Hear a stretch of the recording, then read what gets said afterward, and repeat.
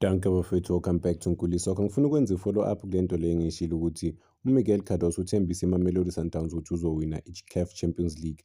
So uMiguel Cardoso after ukunokha out kwakhe kuma-competitions ayi-2, MTN 8 ne-Carling Knockout, kwaba ne-meeting yakhe laphana eTlorkopo ebizwa kuthiwa ka-explain-eke ukuthi from manje kiwa kuphi. What's the way forward? And then he-explain ukuthi kuMamelodi Sundowns yena into alethelwa yona walethelwa i-Champions League, nanokuthi obvious bawine i-league, yizo izinto abamlethela zona. So ama-cup competitions abawathathi bawabeke eceleni.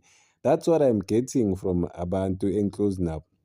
Ma-cup competitions abawabeke eceleni, into ayizele kuMamelodi Sundowns i-CAF Champions League, and uzoyiphusha ku-CAF Champions League akwazi ukuyiwina. Sikhumbule ukuthi ufike ku-Champions League ku-final, so uyakwazi ukufika ku-CAF Champions League final. NeMamelodi Sundowns for some reasons i-management yakhona yabhiliva kule nto le show uMiguel Cardoso ukuthi okay, uMiguel Cardoso uzosilethela i-CAF Champions League. I think management eMamelodi Sundowns ibhiliva kuMiguel Cardoso. Why?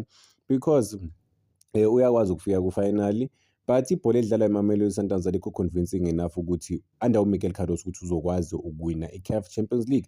Ngeke uhluleke locally bafethu, obvious ukuluza ungaluza, but kumele libonakale i-identity eMamelodi Sundowns ne-dominance yabo laphana inside the field of play. But kwamanye ama-games sigcine sesingasala understand ibhola lakaMiguel Cardoso ukuthi iMamelodi Sundowns yiphi le Mamelodi Sundowns esiyibukelayo ngempela.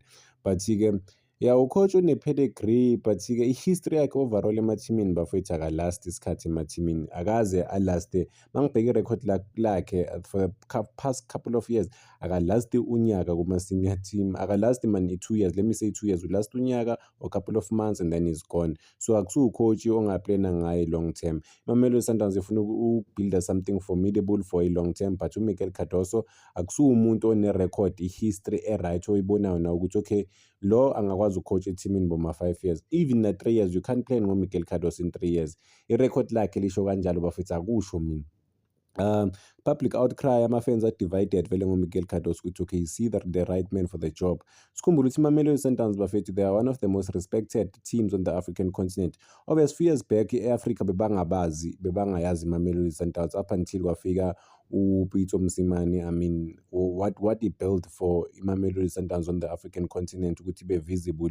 Even today we're seeing iMamelodi Sundowns yaziwa umhlaba wonke. Imisebenzi kaPitso Mosimane phela bafethu, okay, nabanye sobanika i-credit uRhulani Mokwena, because uRhulani Mokwena i-qualification yabo laphana ku-FIFA Club World Cup ukuthi babonwe umhlaba wonke, uRhulani Mokwena wayekhona laphana ukuwina izinto, amake sure wawina in, but ka-account leyo kulezi zinto lezi ze-CAF ama-rankings, but uku-maintain ama-rankings uRhulani Mokwena, uManqoba Mngqithi, i-build up kaPitso Mosimane lapho. So uMiguel Cardoso la ikhona iMamelodi Sundowns o-FIFA Club World Cup, uqualifya, ukwaziwe i-Africa yonke, akusimsebenzi kaMiguel Cardoso, ucoach nje olethwe manje, but-ke akakwazi ukufollowa to ama-footsteps wamanye ama-coach ukuthi ibe dominant iMamelodi Sundowns. What is funny kuyo yonke le situation le ukuthi uMiguel Cardoso bayakwazi ukumxolela ukuthi bamnokhe out kuma-competitions, but ulokhunjana wahluleka ukuwina uManqoba Mngqithi wahluleka ukuwina, ashawa imagesi, bamxosha same time, azange bamlalele nokumlalela. But why uMiguel Cardoso yena bamnika sonke lesikhathi lesi? But-ke uyakwazi ukuziprotecta because naku-media nokubona meluzile ukuthi uyakwazi ukuziprotecta kanjani, nokurizina ukuthi hayi siyi-dominate-ile i-game just besinganayo inhlanhla yokuwina. Mewinile-ke abe yibhuli futhi, so sazi-ke is manipulating his way around iMamelodi Sundowns, nanokuthi-ke bamthembe, nanokuthi uzodeliver. But-ke I mean public outcry or i-reaction yabantu on the ground akubonisi ukuthi bayamthemba uMiguel Cardoso, but i-management eMamelodi Sundowns yona iyabhiliva kuMiguel Cardoso. By the way, akusuMiguel Cardoso kuphela bafethu, ne-sporting director seMamelodi Sundowns sebaqala ukusidawuta because of i-division esiyikhosayo laphana kuMamelodi Sundowns.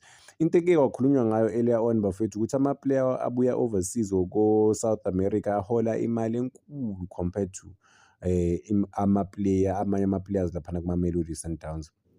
Ngizokwenza nje i-example awubani lo mdlali u-Asquavele, mangisho le gama labantu abanye abasamkhumbuli nokumkhumbula, leli player leMamelodi Sundowns elikhona bafowethu laphana kuMamelodi Sundowns registered this season as iplayer leMamelodi Sundowns, but-ke bamlonile to i-team yaseGreece. Since afikile kuMamelodi Sundowns, he's never been highly influential for iMamelodi Sundowns ukuthi uzocontribute kakhulu lutho, akaze akwenza lokho for iMamelodi Sundowns, but-ke ipackage yakhe beyinkulu to a point that Mamelodi Sundowns they can't even cancel i-contract yakhe. Why? Because of bekumele bamnikise i-increment yama-millions and millions. And uWeskhwavela akaze adlala that much kuMamelodi Sundowns, bake bazama ukumlona to another team, bacabanga ukuthi amanye ama-teams wase-South America azoba interested amsayine abahafulela umthwalo, but guess what, wabuya futhi kuMamelodi Sundowns bejima ne-team, uholela nje mahhala kuMamelodi Sundowns. So ubheka amanye ama-player-ke adlala week in and week out kuMamelodi Sundowns division yakhona ekhoswe i-sporting director somlungu, kusho ukuthi ubona abantu abamnyama beMamelodi Sundowns uyabacindezela compared to ama-South Americans. Yizi izinto eziphumayo kuMamelodi Sundowns. Even nale story lento le kaKhuliso Mudau ukuthi he was staying away from Mamelodi Sundowns into zama-contract, as much as befuna amanye ama-team, but-ke i-main focal point kwakuyimali, ukuthi some of the players, uKhuliso Mudau is the best left back here in South Africa by far, and he has been the best right back. Yes, he has been the best right back in South Africa for so many years, or for a couple of years. But i-value yakhe compared to amanye ama-player afikayo kuMamelodi Sundowns angayenze lutho iMamelodi Sundowns, bonakala ngathi ama-player afana noKhuliso Mudau awa-respectwa that much. That is why bekune-stand off sakaKhuliso Mudau neMamelodi Sundowns. Namanye ama-players laphana, I mean, sporting director seMamelodi Sundowns uyo khose i-division laphana kuMamelodi Sundowns, but usekhona na i-sporting director, everyone they are there, they're still there. The sad part about yonke lento leya kuMamelodi Sundowns ukuthi sporting director seMamelodi Sundowns, the guy has never been really highly influential. Mawubheka ama-signings wakhe on average bafeyilile abantu abaningi abasayinile for iMamelodi Sundowns.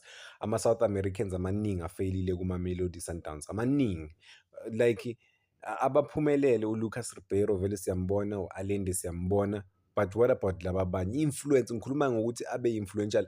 Phela mawuzothengwa ulethwe i-team ngepackage enkulu lese bakuthenga, for example uEskhwavela kuthiwa bamthenga around boma-40 million, but akayenzelanga i-team. If i-management yamaMamelodi Sundowns ayibona ukuthi i-sporting director seMamelodi Sundowns yiso esibalimazayo esibabulalayo, ufocusa kuma-player wase-South America kuphela, yena isikhathi esiningi siyazi ukuthi ama-South Americans kuphela focusa kula athatha imali yeMamelodi Sundowns athenge nalama-player lawo. Ubheko wakhona bafethu, is it possible ukuthi usebenzisana lese nama-agent naye ubenefita something ngokuthi aloku asayine lama-player lawo? Because akwenzi sense ukuthi usayina ama-player amaningi njalo sowudume nje nge-trend ukuthi wena usayina ama-South American. There's nothing wrong ngokusayina ama-players mani wa-afford as i-team, but-ke i-track record masibabheka bonke, I mean angazi singabala bongaki bafethu ama-players yawafikile wase-South America kuMamelodi Sundowns, or ama-player webala elihlukile compared to lawa ama-ever present eMamelodi Sundowns abaperformayo. Mawubheka abo Mokoena, abo Mudau, Peter Shalulile, those guys are hard workers and they've been there kuMamelodi Sundowns through thick and thin, yabo, but they're not valued compared to amanye ama-player. And out of respect, you have to respect uMokoena kakhulu compared to amanye ama-player. uMokoena uyaperforma kuMamelodi Sundowns, but naye uMokoena uney'ndaba zakhe, uney'ndaba zakhe. I remember this one time kuthiwa beyaklasha no-coach uManqoba Mnqithi, they didn't want to perform for Manqoba Mnqithi, washa wacima. Sinokumbona ukuthi ulona uMokoena angaperform to his best ability ama-fans weMamelodi Sundowns azathi, but-ke kwenzakala only few occasions ubona uMokoena angaperform kahle bafethu, otherwise he will give you 110% laphana kuMamelodi Sundowns. Is it management or a technical team mele ishintshe kuMamelodi Sundowns naku-management side ba-reconstruct i-side labo laphana, because something is off, something is not working, but-ke they still holding on to lamathuyo ama-Europeans laphana. Bayawathanda ama-Europeans, yabona uma umlungu e-country nabantu abamnyama uzoba ne-privilege noma uthola ukuthi you're not delivering, but they would listen to you because ukhuluma kahle, well spoken, you're able to reason compared to amanye ama-coaches let's say wa-local. but sikhumbule ukuthi iMamelodi Sundowns, le super power yeMamelodi Sundowns ibhilidwe i-South African uPitso Mosimane. Ibhola leMamelodi Sundowns leli lithandwe i-Afrika yonke, ba-follow up kuPitso Mosimane, abo-Rhulani Mokwena baba good. That is why ubona uRhulani Mokwena coach eNorth Africa. Kuke wayezwapha ukuthi ucoach omnyama wase-South Africa ucoach eNorth Africa, because bekuwuPitso Mosimane kuphela, yabo. So kuyasho ukuthi there's something about ama-South African coaches but asiwa-respect thina because sihlezi sibheka abelungu. Ubani lo baba lo weNdiya ucoacha le uDavis, manje ucoacha le North Africa naye bafowethu, but eSouth Africa i-respect akaze ayithole. So it's not about abantu abamnyama kuphela, nabanye amaNdiya nabanye, as long as you are a South African eSouth Africa, they won't take you serious, they would rather go outside bowuthatha umuntu wangaphandle. Ziyakhala. Danke bafowethu, ngicela ningakhohlwa uku-like and subscribe. Kabuyelo masandawana.